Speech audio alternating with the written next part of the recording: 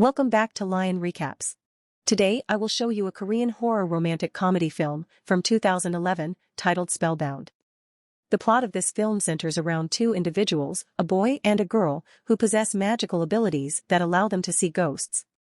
The story commences with the introduction of Jo-goo, a magician who performs street shows with his friend.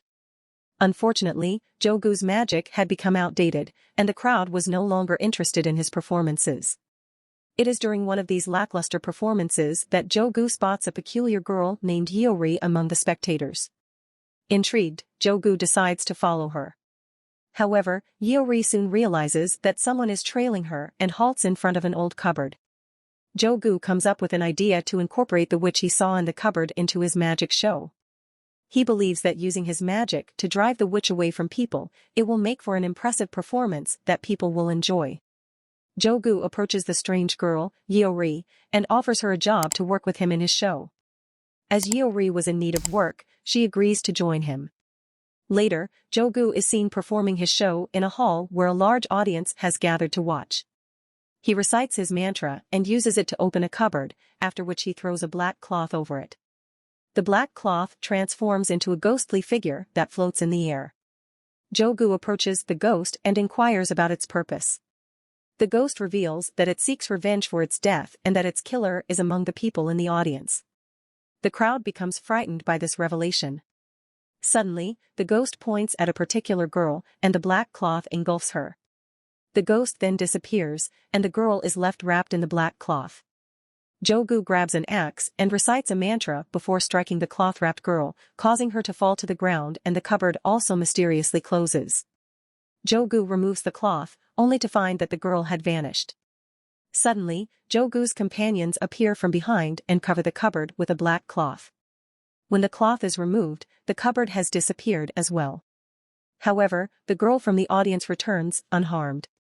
The audience is thrilled by Jo-goo's performance, and the show is a resounding success. Following the show, it's revealed that Yeori has played the role of the ghost, and the black cloth was part of Jo-goo's plan. Additionally, the girl sitting among the audience was also part of their team and Jo-goo's close friend who helped him in his endeavors. After the show, Jo-goo invites Yeori to join them, but she declines and returns home. Once there, Yeori speaks with her mother, and we learn that she lives alone. It is her birthday, and she spends it eating cake by herself. Yeori has set up a tent in her house where she sleeps because the house is large and she is afraid of sleeping alone. As Yeori is about to sleep in her tent, she hears the sound of the zipper opening. It feels as though someone or something is entering her tent. As she looks up, Yeori sees two dead children standing in front of her. Later, we see Yeori on the side of a road where those two children had died. Yeori calls the police and tells them that a drunk driver caused the accident that killed the children. She learned this from the spirits of the deceased children who were able to communicate with her. It becomes clear that Yeori has the ability to see and communicate with the dead. The following day, Yeori was eating alone on the set of the show. Jo-goo's friend was staring at her, which made Yeori uncomfortable, prompting her to leave. Jo-goo intervenes and asks where she's going. Yeori responds that she's going home, but Jo-goo insists that she stay and join them for a team dinner. After much persuasion, Yeori agrees to go with them. While they were eating, Jo-goo's friend began recounting a dream from the previous night. "Guys, listen to this. My grandmother appeared in my dream and scolded me for not visiting her while she was alive." Yeori, who was quite intoxicated, found this amusing and burst into laughter, behaving rather strangely as she sat beside Jo-goo and proceeded to insult him. "I told you not to bring me here, why did you?" She then tore Jo-goo's shirt before apologizing to everyone and abruptly left, leaving her team members surprised by her erratic behavior. On the following day, as Jo-goo dropped his friend at the airport and returning back home, he received a call from Yeori apologizing for her misbehavior the previous night. During their conversation, Yeori suddenly heard screams coming from a painting in his house, and when she looked, she saw what appeared to be a soul coming out of it, which terrified her. Poor Yeori was so scared that she sat alone in one corner of her house for a while. Shortly after, the doorbell rang, and when she answered it, she found Jo-goo standing there. He had heard the sound of her scream on the phone and had come to check on her well-being.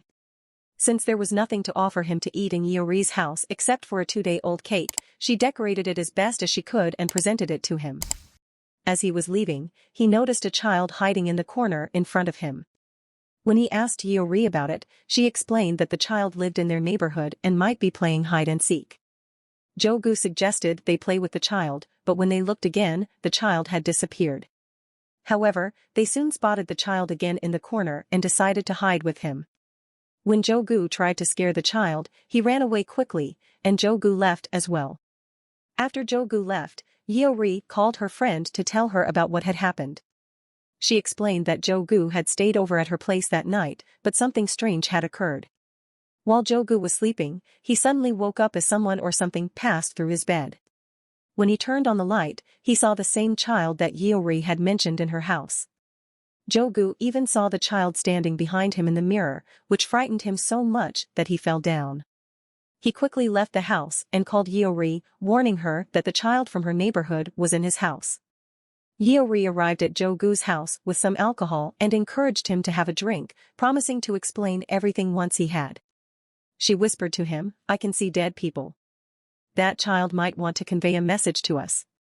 They both went back inside the house, and the child once again placed his hand on Jo-goo's shoulder. When Yeori placed her hand on the child's hand, she suddenly had a vision or a thought. As they arrive at the location from the vision, they discover a woman who had been in a terrible accident.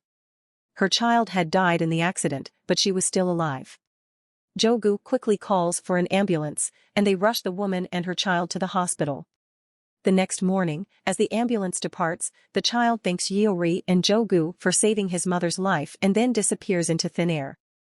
Afterward, Yeori leads Jo-goo to the riverbank and confides in him, "You know, a few years ago, I too experienced death. My breath was stopped for a while after a school bus accident. Though I was fortunate to be saved, my best friend didn't make it. From that point on, I began to see ghosts of not only my friend but also other deceased individuals. My unusual ability caused everyone, including my own family, to distance themselves from me." After her confession, Yeori steps forward and unleashes a piercing scream. "How much longer will you keep me isolated, my friend? I have plenty of friends online. How will you keep them away from me?" The ghost of Yeori's friend was visible to those who cohabitated with her, causing fear and prompting them to distance themselves from Yeori. Jo-goo interjects, "You can't do anything to Yeori without me, you worthless witch." With that, they depart from the location. The following day, Yeori and Jo-goo visit a bar, where Yeori indulges in heavy drinking once again. Despite Jo-goo's urging to return home, Yeori refuses, leaving Jo-goo with no choice but to bring her to his place for the night. Later that evening, while Jo-goo is sleeping, water droplets begin to fall on his face, jolting him awake. As he looks up, he sees the ghost of Yeori's deceased friend looming above him from the rooftop, causing him to feel scared. Yeori places her hand over Jo-goo's eyes and instructs him to ignore the apparition, assuring him that it will disappear. However, Jo-goo remains frightened, and Yeori sets up a tent for them to sleep in together for comfort. The next morning, Jo-goo's friend, who had been away for work and had left her car at the airport with Jo-goo, returns to his house. Upon discovering Yeori's presence, she becomes enraged and berates her, calling her a terrible person. She adds, "I know you don't have any friends or family, and they all left you. If I were in your shoes, I would have died long ago." Jo-goo interrupts and tells his friend to stop. Yeori is deeply hurt by Jo-goo's friend's words and leaves the house in tears. The following day, when Jo-goo's team was getting ready for their upcoming performance, Yeori is notably absent. Jo-goo feels deeply saddened by her absence. While Yeori cleans the house, her online friends come to visit, bringing food for her. Yeori is elated to see them and enjoys their company while conversing over the meal. Later, Jo-goo calls Yeori, expressing how much he misses her and wants to meet her. That night, Yeori gets dressed up and heads out to meet Jo-goo. On her way, she comes across a magic show and starts watching it. During the show, she spots her deceased friend's spirit in the audience. In an attempt to escape from the ghost, Yeori falls on the stage. Suddenly a group of hands appears from behind and catches her. Jo-goo arrives at the scene and improvises the moment, incorporating it into his performance. The crowd thoroughly enjoys the unexpected addition to the show. As they were on their way, Yeori asked Jo-goo, "Tell me the truth. Are you worried because of me? Is my presence ruining your life?" Jo-goo responded, "Why would you say that? In fact, I am nothing without you. I want to spend my life with you." Yeori was moved by his words and took him home. The next morning, as Jo-goo was leaving Yeori's house, her deceased friend's spirit sees him. On the way, suddenly, Jo-goo's car collided with a crane, but miraculously, he survived the accident. It was strange that there was no driver inside the crane, and a huge signboard had fallen on Jo-goo as he got out of the car. While cleaning her house, Yeori discovers a necklace that belonged to her deceased friend. She brings it with her to watch Jo-goo's magic performance in the hall, sitting among the other audience members. However, during the show, a black-clothed ghost emerges from Jo-goo's cabinet. When Jo-goo asks the ghost about their killer, it initially points in another direction before eventually pointing toward Yeori. The ghost then leads Yeori to Jo-goo's closet, frightening everyone in the audience, as this was not part of the planned magic show. When Jo-goo opened the closet, everyone was shocked to see Yeori trapped in a water aquarium. Jo-goo immediately attempted to rescue her, but when he tried to break the aquarium with an axe, he was thrown into the air and knocked unconscious. Meanwhile, Yeori took out the necklace and started offering it to her deceased friend. The story goes back to the day of the school bus accident when Yeori's close friend had the necklace. Yeori had always admired the necklace as it was a precious family heirloom of her friend's grandmother. Yeori had asked her friend, "Can I wear the necklace for a while?" and as soon as she wore it, unfortunately, the bus met with an accident, and all the children fell into the river. When the rescue team arrived, they faced a difficult decision. They could only save one person at a time, and they had to decide whose life to save first. They chose Yeori due to the necklace she was wearing, believing that she came from a wealthy family. Yeori's friend didn't survive the accident. When Yeori was taken to the hospital, the doctors removed the necklace from her neck and gave it to her mother. She unintentionally misplaced it. As a result, the friend's soul started haunting Yeori due to the necklace.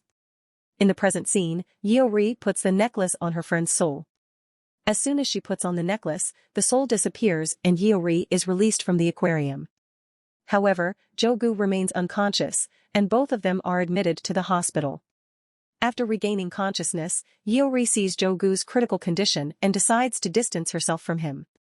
Despite Jo-goo's pleas and tears, Yeori leaves him behind and goes away. When Yeori was departing the city, she boarded a plane and an air hostess approached her. While they were conversing, Yeori's friend's spirit appeared and the plane starts shaking. Jo-goo was waiting for Yeori at the airport. He overheard an announcement that their plane was returning due to a malfunction. It was the same plane Yeori was on. Jo-goo was relieved to hear this news. When Jo-goo sees Yeori after the plane returns, he expresses his love for her and pleads with her not to leave him. However, Yeori points to her friend's ghost and reminds Jo-goo that her friend will always be with her. Jo-goo confirms that he still loves Yeori, and they embrace each other, feeling very happy.